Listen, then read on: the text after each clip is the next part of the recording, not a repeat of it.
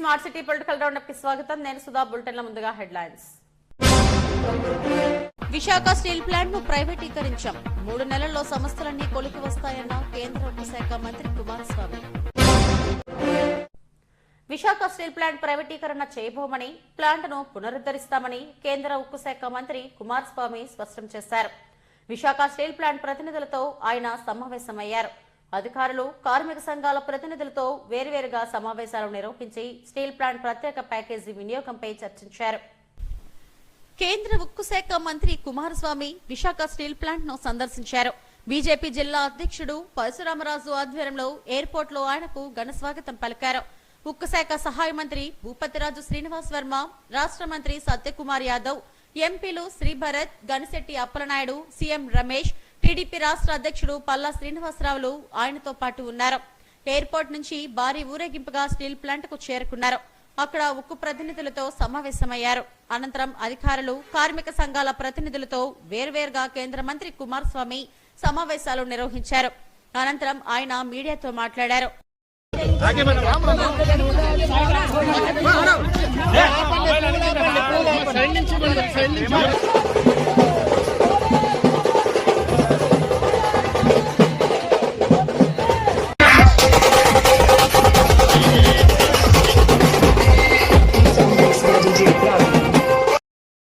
Visakha steel plant ను ప్రైవేటీకరించమని, 3 నెలల్లో సంస్థలన్నీ కొలికి వస్తాయని కేంద్ర మంత్రి కుమారస్వామి స్పష్టం చేశారు.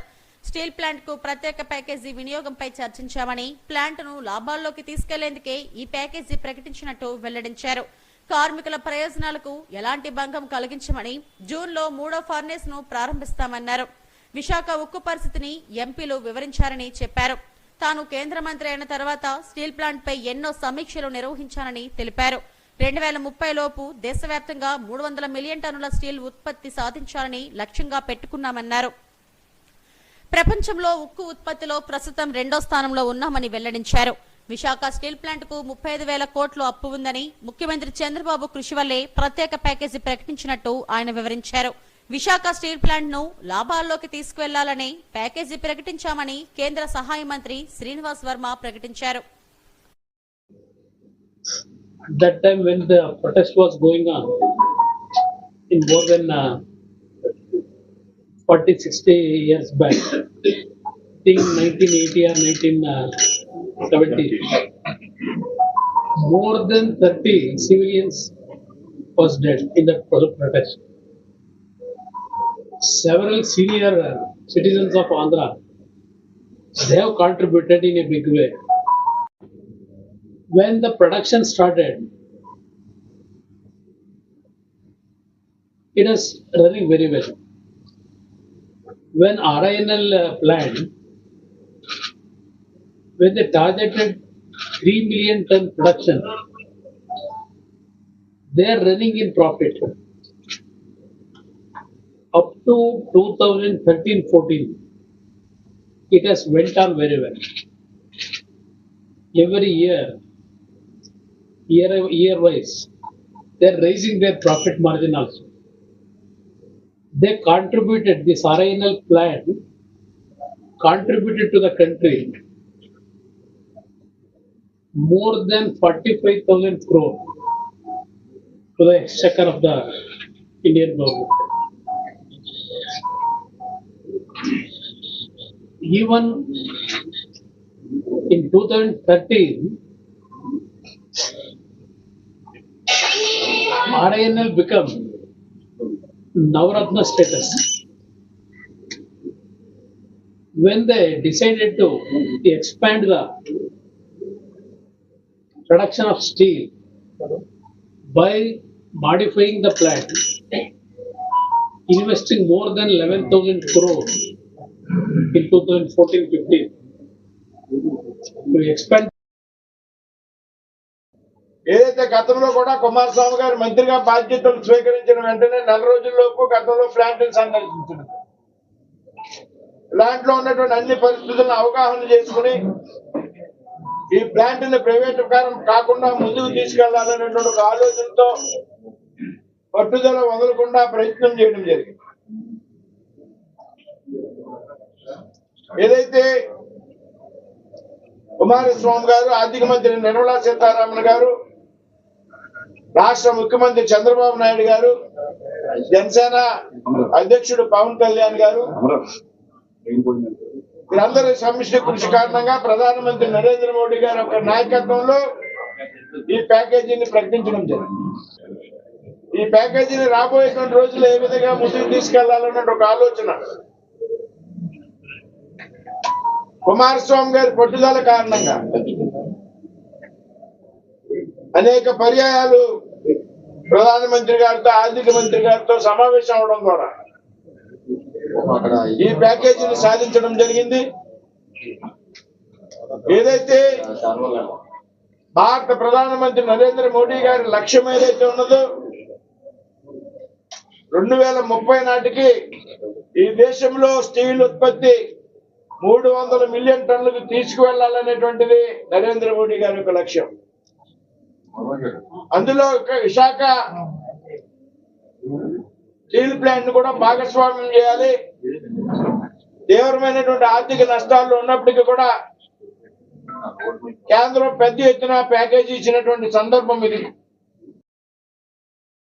స్టేట్ గవర్నమెంట్ చేతిలో ఉన్నటువంటి గన్లు, అటు మ్యాంగనీస్ కావచ్చు, శాండ్ కావచ్చు, క్వాజ్ కావచ్చు, ఇవి పూర్తి స్థాయిలో ఇవ్వడం జరిగింది. ఇదే కాకుండా స్టేట్ గవర్నమెంట్ ఈ 11,440 కోట్లు కాకుండా స్టేట్ గవర్నమెంట్ నుంచి కూడా సుమారు 2,000 కోట్లు వారికి సహాయం అందించే విధంగా. ఏ విధంగా సహాయం అంటే, మీరు ఒకటి వాటర్ ఛార్జెస్ కానీ తీసుకోకంట. అలాగే పవర్ బిల్ ఎవ్రీ మంత్ 100 కోట్లు వస్తుంది, ఏపీపీడీఎల్ కట్టాలి.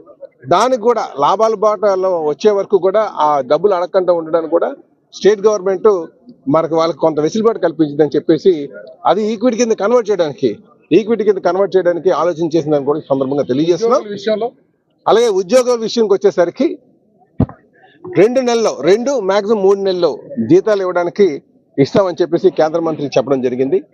మాకు నమ్మకం ఉంది. ఎందుకంటే మీరు గత 6 నెలల కిందకి వెళ్ళామంటే గత ప్రభుత్వంలో ఈ ప్లాంట్ కొన ఊపిరితో ఉంది. దానికి 25% కెపాసిటీతో రన్ అవుతుండేది. ఎవరు కూడా ఒక పైసా అప్పు. విశాఖ స్టీల్ ప్లాంట్ ను లాభాల్లోకి వచ్చిన తర్వాతే సేల్లో విలీనం చేయడానికి కేంద్రం ప్రయత్నిస్తుంది. తాజాగా ప్రకటించిన 11,440 కోట్లు ఆర్థిక ప్యాకేజీలో 10,300 కోట్లు క్యాపిటల్ షేర్స్ కింద 1,440 కోట్లు వర్కింగ్ క్యాపిటల్ గా కేటాయించినట్టు కేంద్ర మంత్రి కుమారస్వామి వివరించారు. ప్రైవేటీకరణ నుంచి విశాఖ స్టీల్ ప్లాంట్ ను మినహాయించి ఆంధ్రుల సెంటిమెంట్ కాపాడేందుకు ఈ ప్యాకేజీ ప్రకటించిందని మంత్రులు వెల్లడించారు. విశాఖ ఉక్కు కర్మాగారానికి 11,440 కోట్లు భారీ పునరుద్ధరణ ప్యాకేజీ ప్రకటించిన తర్వాత మొట్టమొదటిసారిగా విశాఖ వస్తున్నటువంటి కేంద్ర ఉక్కు శాఖ మంత్రివర్యులు శ్రీ కుమారస్వామి గారికి, సహాయ మంత్రివర్యులు శ్రీ శ్రీనివాసవరం గారికి, అదేవిధంగా రాష్ట్ర ఆరోగ్య శాఖ మంత్రివర్యులు అందరికీ కూడా విశాఖ విమానాశ్రయంలో ఈరోజు ఘనంగా స్వాగతం పలకడం జరిగింది. మా గాజువాక అసెంబ్లీ నియోజకవర్గంలోనే ఉంది స్టీల్ ప్లాంట్. మరి ఎన్నో ఏళ్ల కల ఎంతో మంది ప్రాణత్యాగం చేసి విశాఖకు ఆంధ్రుల నినాదంతో సాధించుకున్న ప్లాంట్ ని గతంలో వాజ్పేయి గారు ప్రధానమంత్రిగా ఉన్నప్పుడు 1,333 కోట్లు ఇచ్చి ఆదుకున్నది ఇదే ఎన్డీఏ కూటమి. ఇప్పుడు కూడా రాష్ట్రంలో కేంద్రంలో ఎన్డీఏ కూటమి అధికారంలో ఉంది. ఇప్పుడు కూడా ప్లాంట్ ని 11,440 కోట్లు ఇచ్చి ఆదుకున్నందుకు ప్రధానమంత్రి శ్రీ నరేంద్ర మోదీ గారికి ప్రత్యేకమైన ధన్యవాదాలు తెలియజేసుకుంటూ, దీనికి రాష్ట్రంలో ఉన్నటువంటి నాయకులు, కేంద్రంలో ఉన్న నాయకులు అందరూ కూడా విశేషంగా కృషి చేశారు. అందుకే వారికి విశాఖ విమానాశ్రయంలో ఘనంగా స్వాగతం పలికి ఇప్పుడు శీలానగర్ లో కార్యకర్తలు, నాయకులు అందరూ కూడా ఇక్కడ ట్రైన్ తో భారీ గజమాలతో స్వాగతం పలుకుతాం. నెక్స్ట్ స్వాగతం ఉక్కు సహాయ మంత్రి శ్రీ కుమారస్వామి గారి స్వాగతం, సుస్వాగతం.